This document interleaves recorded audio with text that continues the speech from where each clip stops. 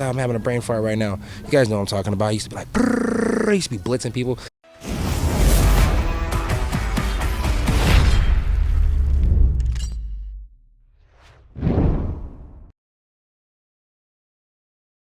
Helen Yee here in Las Vegas, being joined by the one and only, everyone's favorite Crime Stopper and Trailblazer, Mr. Kevin Holland. Always great to see you, especially here for International Fight Week. And I know all your fans can't wait to meet you this week. It's going to be a blast. It's my first International Fight Week as a fan and as a fighter. So this is going to be really cool. So, what are you looking forward to the most? Honestly, just meeting up all the people. I'm not really looking forward to seeing all the other fighters, but seeing all the people, the fans, you know what I mean? Just interacting with folks. It's going to be pretty cool. Well, there are obviously so many great fights on the card this weekend, though, and a couple intriguing ones in that middleweight division with that co-main event, Sean Strickland and Alex Pereira. Who do you think takes that one? I got my money on Pereira. You know, I'm a big Eric Nixon fan. I love Extreme Couture, but I'm going to put my money on Pereira on this one. Not put anything past Strickland, you know what I mean? Dude's been having a nice run, doing a lot of good things. And just, you know, he's been knocked out one of those spinning heel kicks before, right? Pereira has the capability of doing that and a lot of other things. So, and Strickland's not really big on liking to wrestle, so, you know, he's going to have to pull a couple pussy moves out of the trick. Excuse my language, but, you know, it's all good. We'll see how he does, and hopefully he does good. Well, on that note, do you think that Jared beats Izzy, or do you think Izzy will be Ann Still this weekend? There's a good chance that Izzy will be Ann Still, but I'm going to keep my trolling going. And, you know, Conner has a knockout every weight class. Izzy has been knocked out before. It would be a spoiler because they have the Pereira versus Izzy fight supposed to happen next, you know. And what if Pereira got the dub tonight and then Izzy didn't? That'd be a good way for him to avoid Pereira. So he might just take the L just to avoid Pereira. So you guys might want to cash in on my bookie and go on my bets. Yeah, because like you just mentioned, I mean, it does look like the UFC, or a lot of fans are saying, is the UFC trying to set up Alex versus Izzy? Yeah. But do you think if they fight in the UFC that Alex gets the best of him there? I mean, I hear what he's saying about, like, you know, third time is going to be different and stuff like that. I mean, it sounds good, but I don't think that'll be the case this time. This guy's knocked you out 2 times with big gloves on. I mean, third time, little gloves on, it might be more of the same. But Izzy doesn't do a good job of styling and profiling when he's out there. So, you know, and even in those fights, he was ahead on points until he did get caught. But, I mean, somebody's got you twice. It's hard for me to believe that the third time they're not going to catch you, especially when they're finishing you each time. So, timing beats speed, and, you know, precision beats power. This guy just seems to have a good timing and good precision. So, timing and precision, put them together. It's a bad night for Izzy again. Well, someone that you and I have spoken about before who has an upcoming fight against someone else you've spoken about, Paulo Costa, Luke Rockhold. What do you make of that matchup? I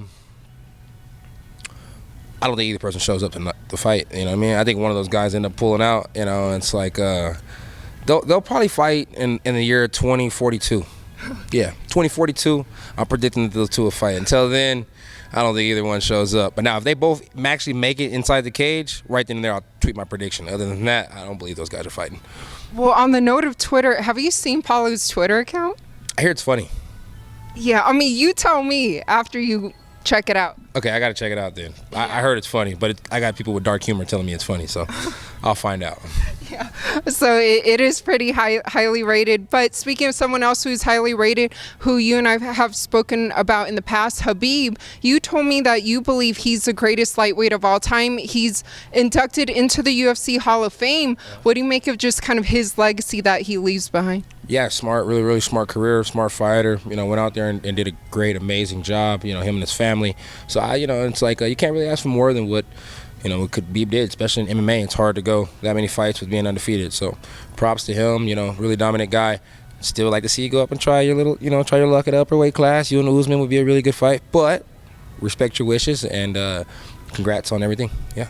So you would want to see him versus Usman? Oh, yeah. I mean, who wouldn't want to see Khabib come back and fight again and challenge himself with somebody a little bit bigger? I mean, hell, he takes out the bear. I'm pretty sure he'd probably take out somebody bigger, too. So, yeah, but it'd still be fun to watch.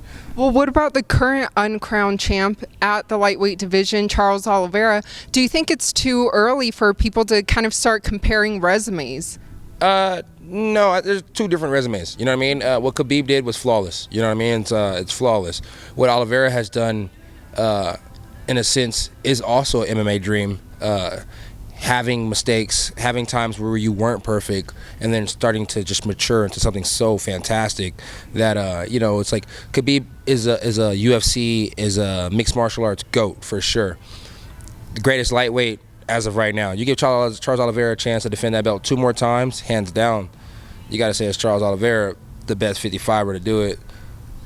Probably not the most dominant, but the best, you know, and a hell of a story. So, yeah, I like it. So 2 more fights and you think he would surpass Khabib? Yeah, 2 more wins. I mean, it's like, you kind of got to give it to him. Like, they say he didn't make weight last time.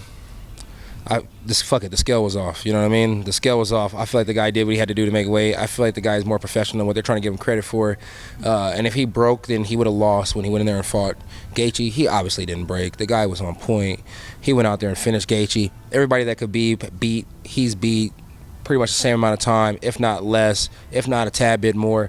I mean, the dude's a monster. Yeah, he goes out there. If he fights Conor, beats Conor, that'd be amazing. He goes out there, fights whoever else. Islam? Islam. If he beats Islam, then yeah, hands down. Hands down. He has to get the GOAT status at 155. But are your fans, I mean, they can't wait to see you back in the octagon, so when can they expect that? I don't know, man. I got Diaz doing the Stockton sprint. You know what I'm saying? I got Brady over there capping, talking about he wanted to fight. I got Wonder Boy. He's really a wonderful man. Too wonderful of a man to realize that he called me out first. So I really don't know. You know, as of right now, whoever you guys give me, I will take. Whether it's up, whether it's still where I'm at, down at 70, it doesn't matter. If you want me to go up a couple weight classes, I'll do that. If you want me to cut half my leg off and then sew it back on for the fight to make 155, we'll do that too. Whatever the case may be, I just want somebody ASAP.